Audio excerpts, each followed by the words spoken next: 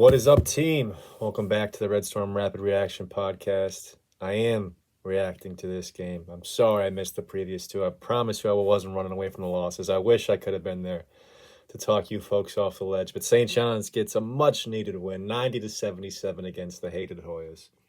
The medicine this team needed was, the now still winless Georgetown Hoyas, who are really struggling. After surprisingly winning the Big East tournament last year, they are back to the basement. And St. John's took advantage of that. They control from start to finish. They're up by as many as 24 points. Lead got dwindled down to, I think, 11 with a few minutes left. They put the foot back on the gas pedal and finished them off. But we were in control, and it was a step back in the right direction. Hopefully it's not too little too late. We still have a lot of games left, but unfortunately we have dug ourselves quite a hole, and a lot of teams have took advantage and have started climbing their teams up to a point where they're almost solid tournament teams. Marquette and Providence especially, and their past solid tournament teams, they have climbed up to top 15 perennial Sweet 16 contenders, and the Big East is chock full of really good teams, and St. John's has found itself in a position where it has to take advantage of pretty much every opportunity it has the rest of the season. Is it impossible? No. Is it likely? No. Both no. But I'm going to be there each step of the way cheering them on, and I think when it comes down to it, every team they face, they have a chance to win. So I'll be excited.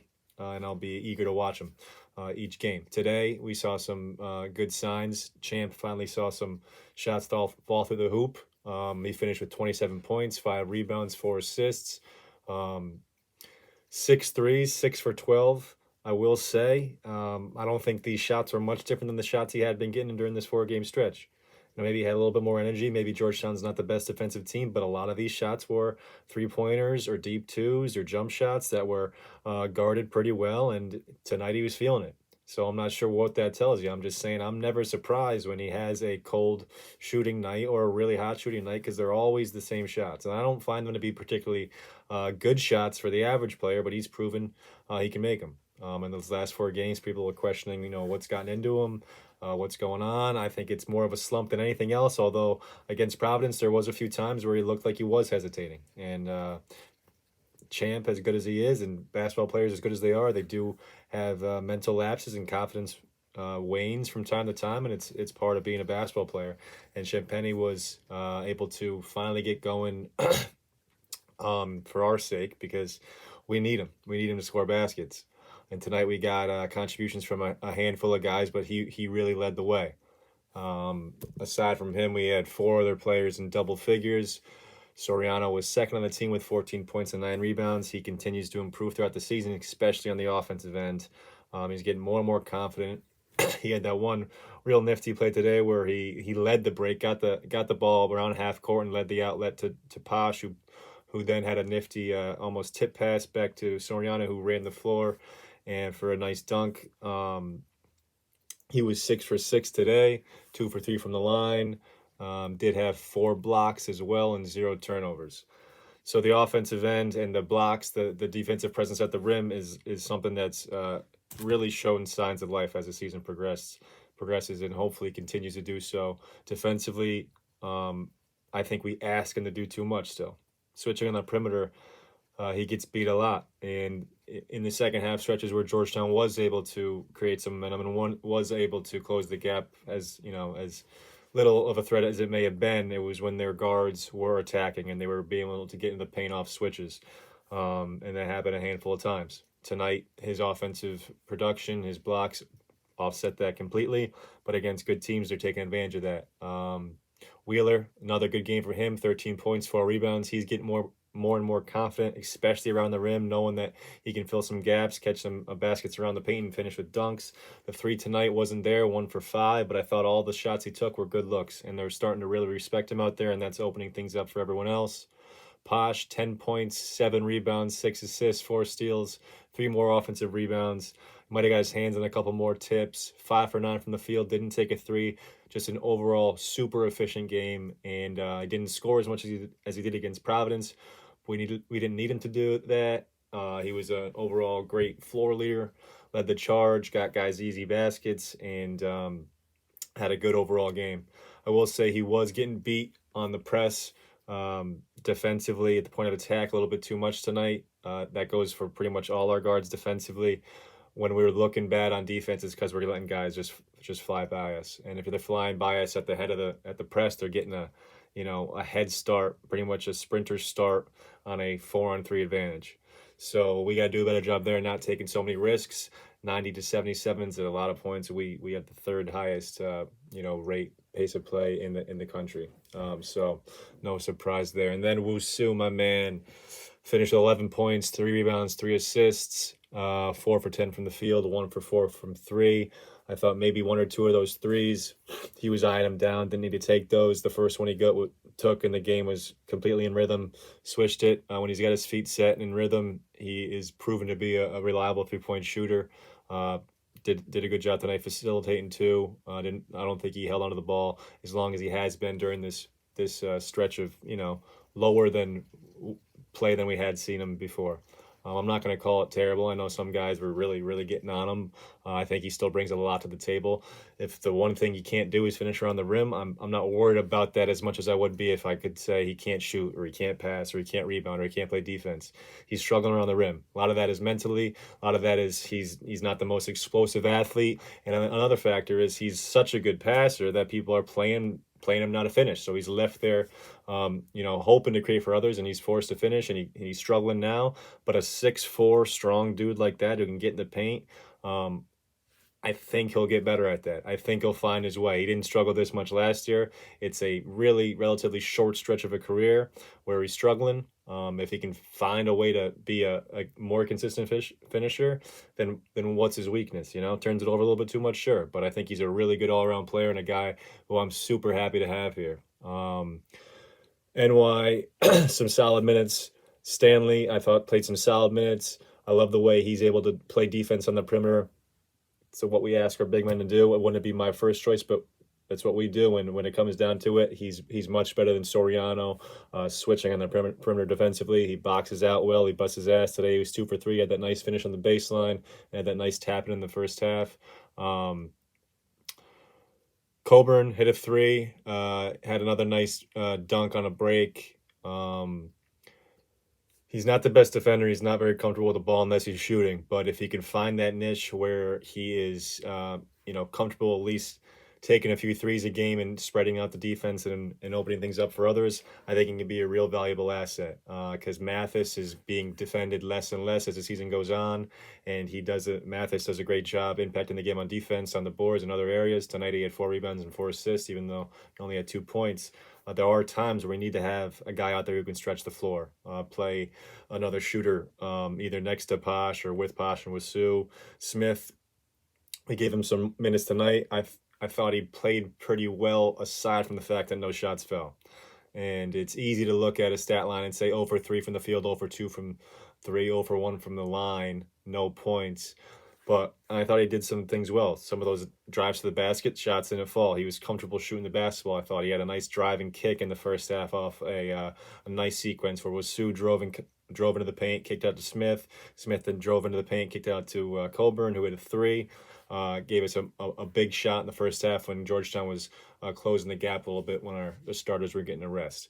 And I know a lot of guys will point to that moment in the first half where we had all 5 of the starters out. I think we had a 9-point lead when we took them all out. At least it was when Posh and Champ first took their seat, and Georgetown immediately, got it within 4, I think, and I think it was 7 points by the time Champ got back in.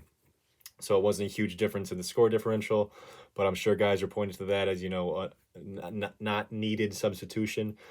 It's hard to say things like that. Are we taking into account the effect those substitutions had later in the game when our starters were coming back in the game well rested and ready to push the lead further? Can we say for certain that didn't have an effect?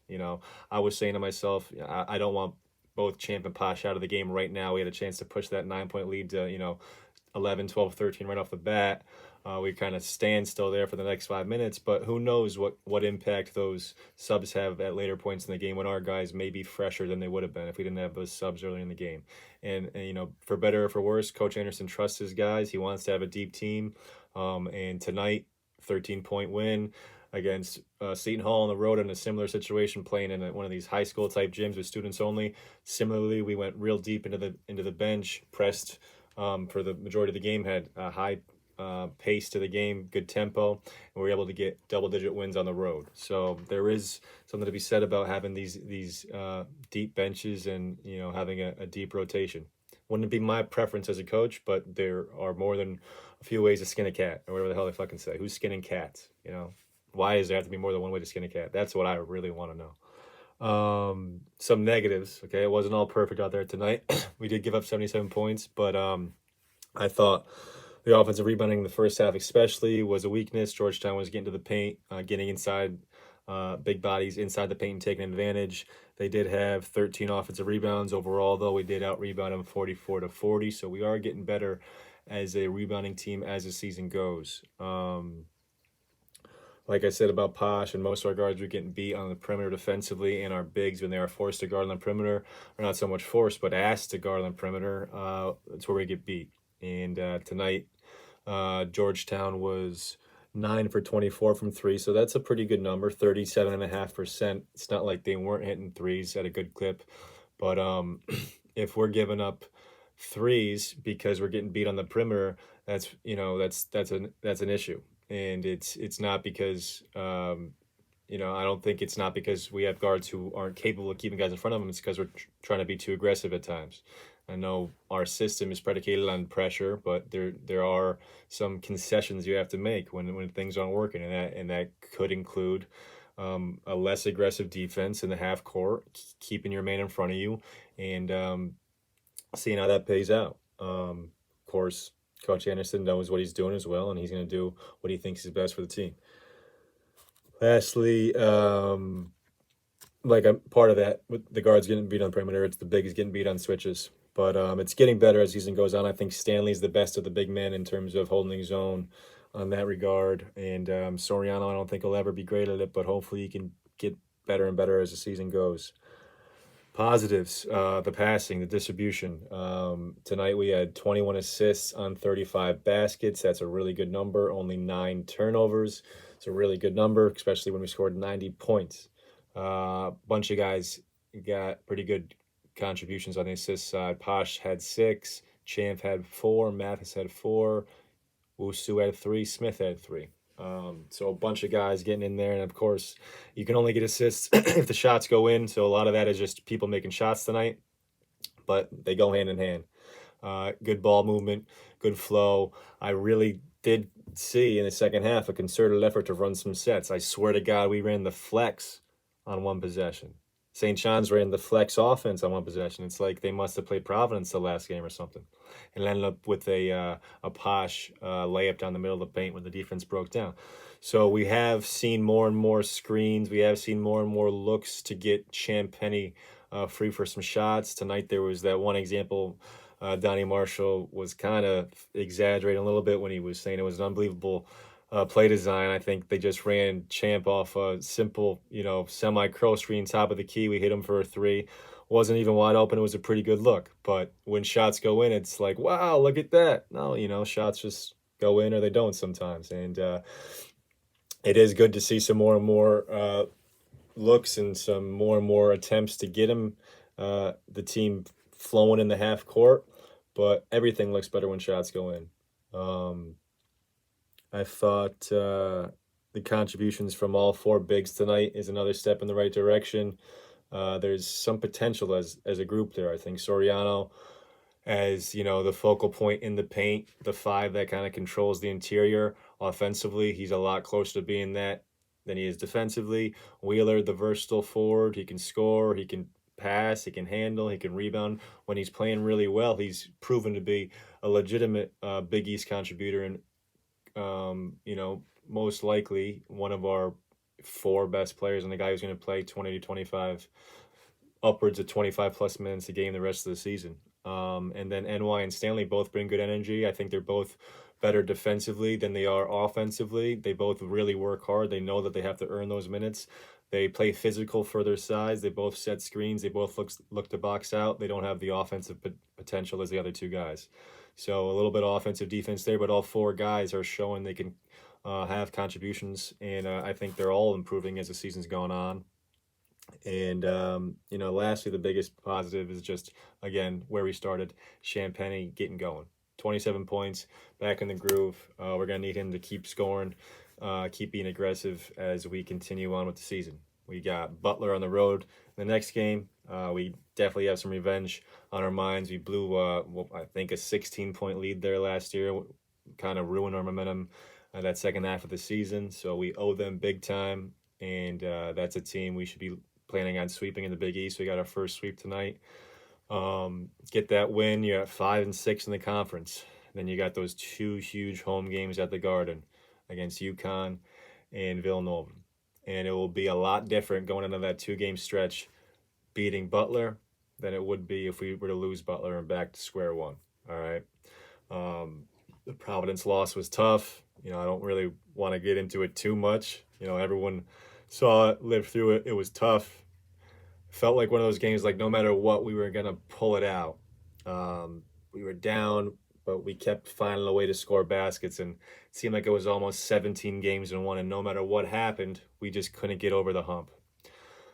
Big threes late in the shot clock by Providence. 3 times in particular, I believe. Late threes at the end of the shot clock. Of course, Cooley gets a ton of credit. Was he drawing up plays on those 3? I mean, that's 9 points. Horkler had 4 threes. We were outscored by, I think, 24 points at the free throw line, and we lost a very close game against an 18-2 Providence team. Really, really heartbreaking. I don't think you can sit there and say it was, a terrible coaching performance. We were put in a position to win that game. We didn't get it done. Doesn't mean I think he coached a perfect game. Doesn't mean I wasn't yelling at certain situations. Our execution at the end of that game was poor. Pashu played an absolute fantastic game, brilliant game almost until those last minute and a half, couple costly turnovers late. And that's fine. We rode him that whole game, and I was willing to go down with his decision at the end. I hope we learned from it. But season's not over yet. A lot of ways to go to make it a successful season, but it's not over yet. And I'll be there each step of the way. I hope you guys continue to be there with me. Appreciate you guys tuning in. Follow on YouTube, listen on the Apple Podcast or Spotify. Give me a follow, a rate, a review. Tell me I suck. That's fine. Until next time, this has been Larry Wright. I am Pat Kane. Peace.